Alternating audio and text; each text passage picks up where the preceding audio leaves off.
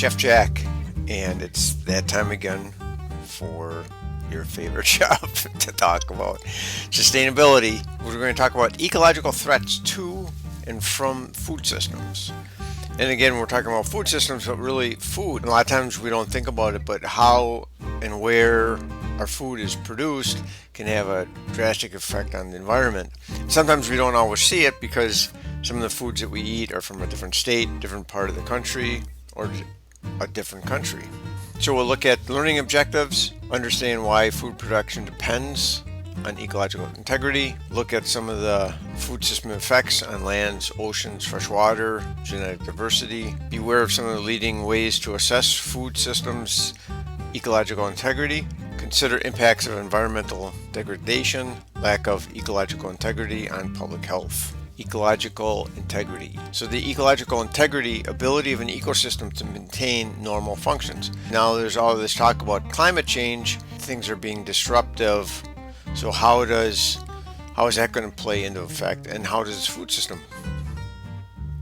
So the book talked about basically 4 types of ecosystem services, benefits from ecosystems that are critical for human life. So we go provisioning services, direct provision of goods. So the food, not only the foods that we eat every day, but medicine. A lot of medicines are from plants and other, insects that extract and then use for different types of medicine. Fiber, the clothes that you wear produced from something, whether it was cotton, wool, or from petroleum, a lot of polyesters. Regulating services, a lot of times we don't think about it, but how water is filtered, conversion of waste to usable topsoil again, usable soils, climate, in a livable temperature range, we have enough water available, crop pollination, a lot of services, 60 to 70% of the foods that we eat have to be pollinated,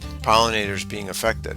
Supporting services, cycling of nutrients, the sun gathers, all the plants gather the sun energy, and then in the wintertime we can burn oil or burn wood that was given to us in summer, but we store it. Cultural services, benefits from human relations with the ecosystem. Just think about when you go for a nice walk or sit in a park, go for a hike in the woods, kind of a sense of ease, calm, hopefully if you're not getting bit by mosquitoes or other bugs that are part of the ecosystem. So some of the ecosystem services, the agricultural practices, especially industrial agriculture and aquaculture, have degraded the ecosystem services. 60% of the ecosystem services have been degraded. Why are ecosystem services important? We've talked about the bee, the loss of honeybee. Sure, not only do we lose honey, but like I said, 60% of the crops that we eat need a pollinator, bees to, pollinate, get an apple from that apple tree or corn or whatever you're eating. And we didn't realize when we're spraying some of these pesticides and herbicides, sure you're killing one thing, but you might be killing other things also with it. Or the food that some of these plants need or animals need to eat accidentally get killed with it. So ecological footprinting, calculate the amount of land and other resources consumed by your different lifestyles. So some people live lightly on the land. The Native Americans are a perfect example of that. Used what they needed, worked with nature. Whereas today, what we do works against nature or alters or changes it, and our impact. You can see our impact everywhere, the negative. Life cycle indicators. Just go back on life cycle assessment. Look at the total environmental or social costs. Certainly we're talking about food, but people are looking at clothes too. It's like, do you really always need that new something? Or back in the day you used to darn socks or put a patch on something because the rest of it was good, just one. And now sometimes I see people almost intentionally put a rip in their jeans just because.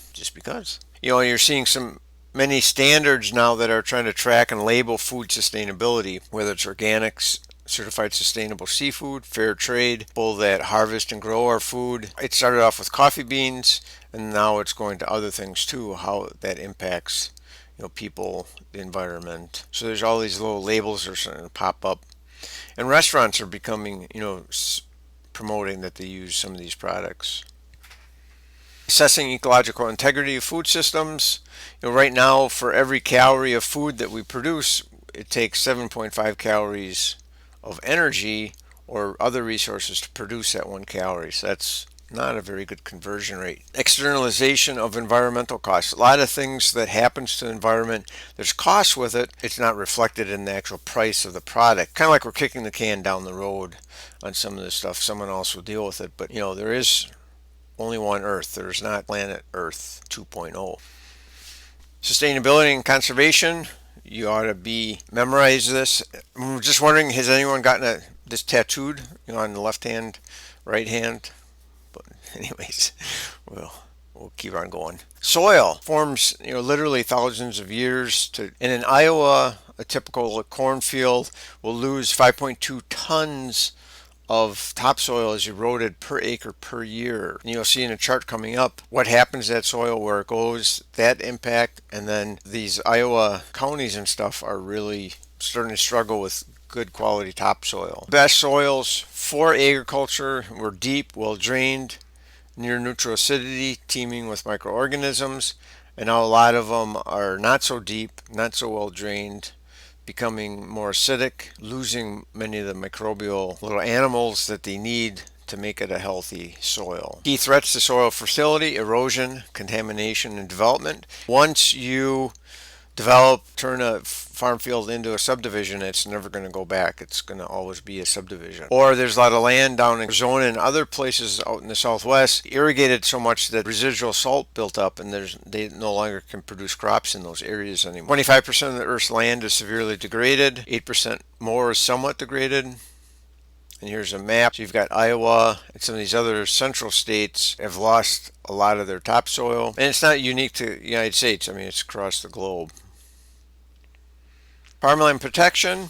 The book talked a little bit about this. You're trying to prevent farmland being converted, a strip mall or another McMansion, provide tax relief. And some of this too, farmers will get taxed off their land because as towns encroach on them, their tax rates change. Or if farmers can turn their farm into a conservation easement, and that farm will never. So these are all things that people have been working on for a good 10-15 years about some of this.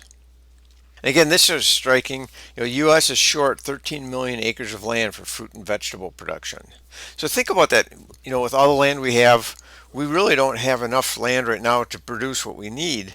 And if you think about how much produce we get from Mexico or Peru, Argentina, so we're importing food because we're short.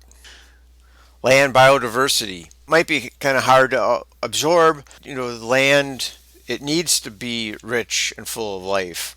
And you've got a basil plant growing here, and within that soil, it's rich. There's a lot of microscopic activity going on that we don't see. So you've got all the little critters here. You've got little mites, nematodes, roots, protozoa, fungus, bacteria. And all this helps to build and develop a rich soil. And can you taste it in food? And I think, are there more nutrients in food that's grown on a rich soil versus one that's depleted?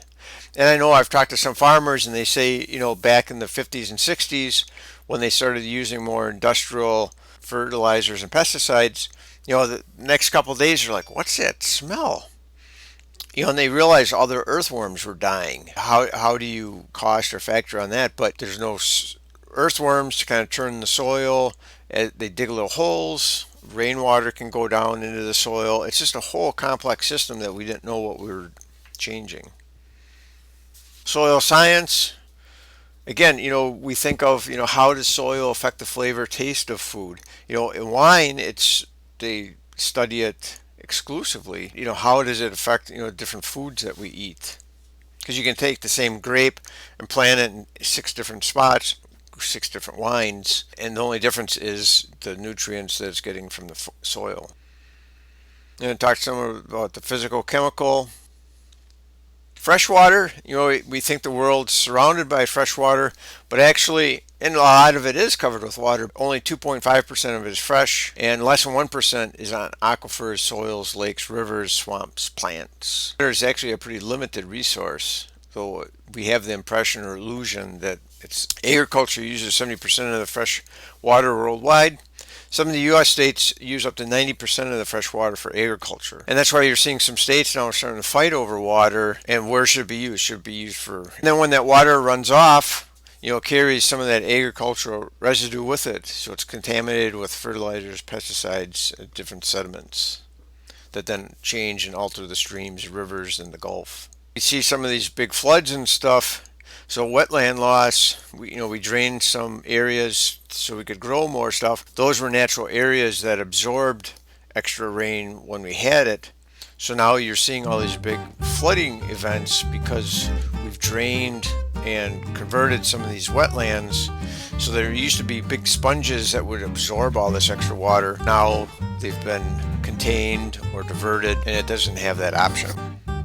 Virtual water and food systems. So in actuality, we only drink maybe less than 1,000 gallons of water a year. Eat uses vastly more water. And so a vegetarian in the book would maybe use 95,000 gallons a year for the food that they eat. If you consume meat, you're going to go 4 to 10 times that amount of water. Beef and chicken that you're eating, and along with other stuff, that food might need over 1 million gallons of water to produce it. So that's something too that people are like, oh, wait a second. Green water and blue water. Book talked a little bit about green water, so that's just water that would naturally fall on the fields from rain. Blue water was more like irrigation. Countries are starting to look at, where water's coming from. The former water volume remains in stream because of withdrawals for irrigation. These are just things that we're going to have to deal with as, it's just not their problem, it's our problem. We're all in this together. Virtual water, how water is embedded in the food that we eat. We talked about wheat and beef, and beef requires almost 5 times the amount of water than wheat for the same amount of calories. And then green and blue water. And then the book talked a little bit about some of the countries that use water or export water. And I guess just an example of that would be, Saudi Arabia bought, I think it was like 30 or 40,000 acres of land in Arizona, drilled some big wells, and created some almond groves by the tens of thousands of acres. And for every almond, I think it's like 800 or 900 gallons of water is needed to produce just one almond. So now they're producing these tons and tons of almonds, with our water, exporting it back to their country. They're getting the almonds, but also behind that is, millions of gallons of water that are virtually being exported too. So that's kind of what that book's talking about, is